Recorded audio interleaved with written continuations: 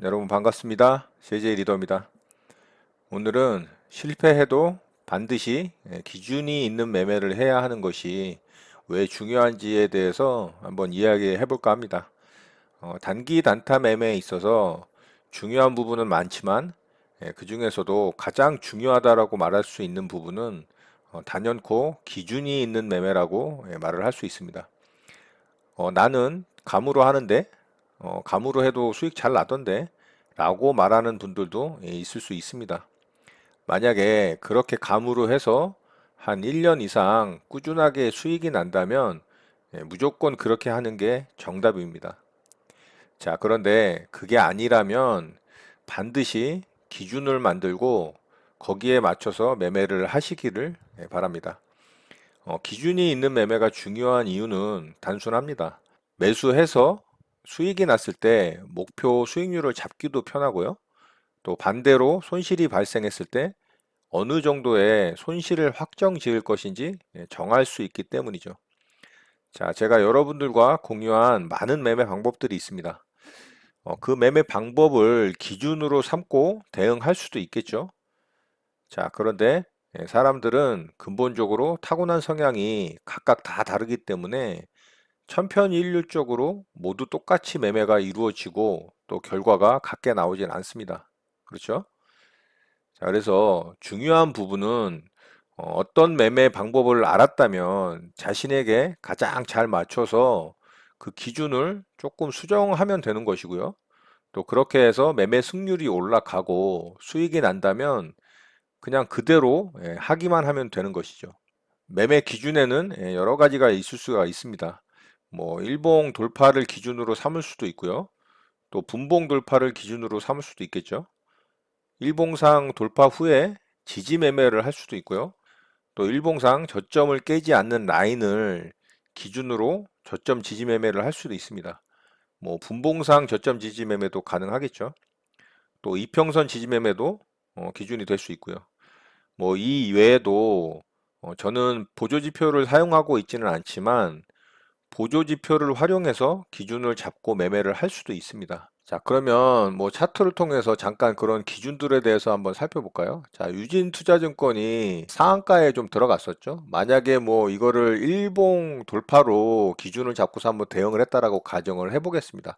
자, 일봉상 여기가 단기 고점이 되겠죠. 전고점 라인입니다. 자, 요 일봉상 고점 라인을 한번 체크를 해보면 종가가 2,535원입니다. 자, 그럼 분봉상 한번 들어가서 볼까요? 자, 만약에 일봉상 돌파 자리를 기준으로 삼았다면 이 2,535원 자리를 기준으로 잡고 돌파 후에 지지 매매를 할 수 있었겠죠. 자, 일봉상 돌파를 기준으로 삼으신 분이라면 2,535원을 기준으로 삼고 자, 이봉에서 돌파가 나온 이후 조정을 줄 때 지지할 것으로 예상하고 이 자리에서 매수 가능합니다. 그렇죠?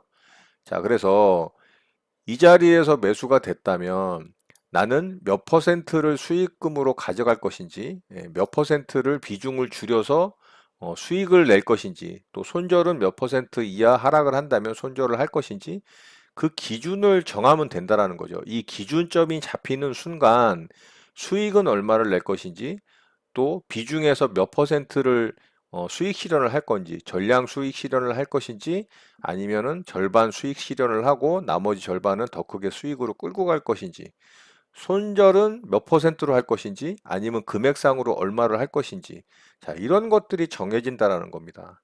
이렇기 때문에 기준이 있는 매매가 중요하다라는 거죠. 자, 유진투자증권을 예를 들어서 2,535원에 만약에 매수가 됐다면, 자, 이 양봉 구간에서 수익이 발생을 할 수 있었겠죠. 자, 이렇게 수익이 발생을 했을 겁니다. 자, 그러면 수익률이 어느 정도 되는지 보시면 대략 한 7.4% 정도 수익이 발생을 했죠. 자, 기준이 있는 매매가 이루어졌기 때문에 수익 실현을 할 수 있는 기회가 생겼습니다. 그렇죠? 그런데 기준이 없었다면은 어디서 매수를 해야 될지 정말 당황스럽겠죠. 움직이는 시세에서 감으로 잡을 수도 있습니다. 물론 감이 좋으신 분들은 그렇게 할 수도 있겠죠. 그런데 그게 항상 똑같이 결과를 낳진 않는다라는 거죠. 그렇지만 기준이 있는 매매를 하면 이렇게 수익이 발생을 했을 때 얼마의 수익 구간을 가져갈 수 있는 기회가 만들어질 수 있다라는 겁니다. 물론 손해가 날 수도 있습니다. 그래서 검증이 필요한 것이고요. 30번 정도의 매매를 통해서 승률이 70%가 나오는지를 검증을 하시면 가장 기본적인 검증이라고 좀 보실 수 있을 것 같고요. 물론 그 이상 검증을 하시면 더 좋아요. 자, 이렇게 해서 기준이 있는 매매를 통해서 유진투자증권은 수익을 창출할 수 있는 기회가 생겼다. 이렇게 보시면 되겠어요. 자, 같은 매매 방법으로 한번 다른 종목을 한번 살펴볼게요. 자, 최근에 전고점 돌파로 신고가를 간 종목이 있어요. SNS텍이라는 종목을 한번 볼게요. 자, 이 종목은 제 구독자분 중에 한 분께서 신고가를 낸 종목이라고 저한테 좀 알려주셨어요. 그리고 이 종목이 수급주 매매를 해보면 좋을 것 같다라는 얘기도 하셨는데, 그거는 각자의 판단의 몫입니다. 하셔도 되고 안 하셔도 되지만 그 결과는 다 본인의 책임이라는 걸 잊지 마시고요. 자, 어쨌든 이거는 수급주 매매를 이야기하려고 말씀을 드리는 게 아니고 기준 있는 매매에서 전고점 돌파 부분에 대해서 말씀을 드리는 거니까요. 자, 요 부분이 전고점 돌파가 되겠죠. 자, 이 음봉의 시가가 기준 라인이 됩니다. 2만 50원이네요. 자, 분봉사 한번 체크를 해볼게요. 자, 2만 50원에 선을 한번 그어보겠습니다. 자, 2만 50원은 이 자리죠. 자, 2만 50원이 여기서 돌파가 일어났어요. 아침에 일찍 돌파가 나왔네요. 자, 요봉에서. 그러면 나는 2만 50원이 기준 라인이야. 그러면 돌파를 확인했으니까 여기다가 또 거래 대금까지 이렇게 실렸어요. 그럼 신뢰도가 좀 있겠죠. 자, 그러면 나는 조정 라인에 매수를 해볼 거야. 그래서 여기다 매수 대기를 했을 수 있겠죠. 그러면 체결이 됐을 겁니다. 자, 그랬더니 이렇게 수익이 나더라. 자, 기준이 있는 매매가 좋은 점이 바로 이런 거라는 거죠. 기준가를 정할 수 있고 수익률이 나왔을 때 수익 실현을 할 수 있는 목표를 정할 수 있다. 물론 반대로 손절이 날 수도 있습니다. 자, 이 부분도 꼭 염두에 두시길 바랄게요. 그리고 손절도 나는 마이너스 2%에 손절할 거야. 나는 마이너스 3%에 손절할 거야. 자, 이렇게 정하시고 이 기준대로 그대로 행동을 하시면 된다라는 거예요. 실행을 하시면 된다라는 거예요. 만약에 이게 안 지켜진다면 이렇게 수익이 났던 거를 갖다가 이 안 지켜지는 손실로 인해서 이 수익률이 다 날아가게 되는 거죠. 자, 그렇게 되면은 매매의 기준을 통해서 승률이 나오는 종목이 발생을 하더라도 결국 지켜지지 않는 손절로 인해서 수익률, 수익금을 다 까먹을 수가 있다라는 겁니다. 그래서 이기는 매매임에도 불구하고 결과적으로 일별 수익률, 월별 수익률이 마이너스가 날 수가 있다라는 겁니다. 그래서 이 손절 부분을 꼭 지키시길 바랄게요. 자, 이렇게 돌파 매매가 기준이 될 수도 있지만 다른 매매가 기준이 될 수도 있습니다. 뭐 예를 들어서 제가 예전에 소프트센이라는 종목을 통해서 제가 분봉 지지 매매를 한 게 있거든요. 자, 이날 갭이 발생했을 때 제가 분봉상 지지 매매를 했던 내용을 한번 말씀을 드려볼게요. 자, 요거는 이제 분봉 지지 매매로 제가 대응을 한 거고요. 자, 여기 표시가 돼 있네요. 자, 여기 보시면 이날 이 종목이 이 뉴스가 좀 뜨면서 갭이 발생을 했고요. 상한가에 들어갔다가 이렇게 빠졌습니다. 자, 제가 좀 선을 좀 깨끗하게 지워 볼게요.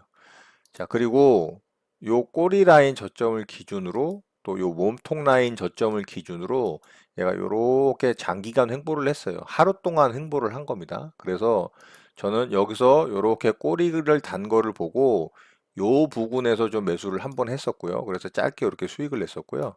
또 요렇게 떨어졌을 때 요 부분에서 또 매수를 해서 요렇게 또 짧게 수익을 냈었습니다. 그리고 여기는 3~4번은 위험하다라고 제가 그 영상을 매매한 내용이 있는데 그 매매한 내용의 영상을 공유를 하면서 세 번째 자리는 위험하다라고 말씀을 드리고 이 자리는 매수를 하지 않았어요. 그리고 결국에는 이렇게 이탈이 나왔죠. 그런데 만약에 매수를 했다면 마이너스 2%, 마이너스 3%에 난 손절을 하겠다. 그러면 요런 자리 깨질 때 여기서 손절하면 되는 겁니다. 그러면 여기서 한 번, 여기서 두 번, 대략 한 3% 정도 수익권이 발생을 했거든요. 그러면 여기서 한 번 손절이 나가더라도 한 번의 수익은 지킬 수 있잖아요. 그렇죠? 그러면 결국에는 이 종목을 통해서 나는 플러스 수익률을 기록을 하겠죠. 자, 이래서 기준 있는 매매가 중요한 겁니다. 자, 저점 지지 매매로 기준을 잡고 매매를 하셨다면 수익이 발생했을 때 수익을 챙기고 손절이 발생했을 때 손절을 하면 되는 겁니다. 자, 이게 기준 있는 매매의 중요한 부분이라고 제가 말씀을 드렸고요. 자, 이 외에도 여러 가지 기준이 있을 수 있겠지만, 뭐, 예를 들어서 하나만 제가 설명을 좀 더 드려볼게요. 남선 알루미늄이라는 종목이 있어요. 과거에 좀 크게 상승이 났지만, 4월 29일 날 움직인 분봉을 가지고서 한번 설명을 들어볼까요? 예, 충분히 설명이 좀 가능할 것 같은데요. 자, 시초가 매매 좋아하시는 분들이 있습니다. 자, 시초가 매매 기준으로 한번 말씀드려 볼게요. 자, 이 남선알루미늄의 4월 29일에 시초가는 이봉의 시가입니다. 그러면은 4,875원이죠. 자, 4,875원을 기준으로 얘가 한번 상승을 줬다가 이렇게 하락을 했어요. 근데 이탈이 나온 이후 시초가를 다시 돌파를 하는 기준을 삼아서 시초가 돌파 이후에 지지 매매를 할 수도 있겠죠. 자, 그러면 여기를 좀 크게 보겠습니다. 자, 시초가 이후에 하락 이탈을 했다가 다시 돌파를 하고 지지 매매로 기준으로 해서 여기다가 매수되기를 했다면, 자, 요 두 개의 봉에서 아랫꼬리를 주면서 4,875원을 터치를 했죠. 자, 그러면 여기서 매수됐을 수도 있습니다. 그렇죠?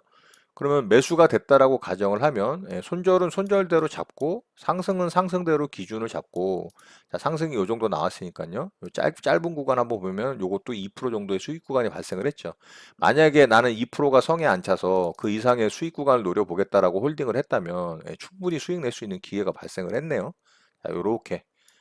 자, 요 구간까지 수익이 발생을 했습니다. 자, 요 구간이 5.64%의 수익 구간이 발생이 됐으니까 최소한 이 종목 손실은 안 볼 수 있었습니다. 그렇죠?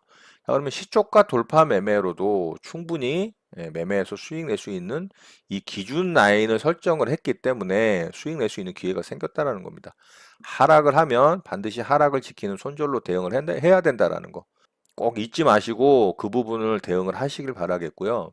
자, 이렇게 기준 있는 매매가 중요하다라는 부분을 우리가 눈으로 확인을 할 수가 있습니다. 자, 여기서 가장 중요한 건 어떤 방법을 기준으로 하느냐가 아니라 그 기준으로 매매를 했을 때 승률이 최소 70% 이상이 나오느냐가 당연히 중요하겠고요.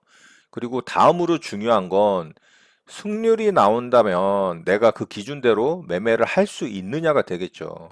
그런데 수익이 잘 나지 않는 대부분의 이유를 보면 제가 조금 전에도 설명드렸지만 분명히 매매 기준대로 하면 누적 수익이 발생을 할 수 있는데 몇 개의 종목에서 손절을 제대로 하지 못해서 손실이 커지면서 벌었던 수익을 까먹는 경우가 많다라는 게 문제죠. 맞나요? 자, 어떤 기준을 매매 기준으로 삼던 간에 승률이 나오고 내가 그 기준을 잘 지킨다면 분명 내 계좌는 반드시 나에게 지속적인 수익을 가져다 줄 거라고 저는 확신합니다.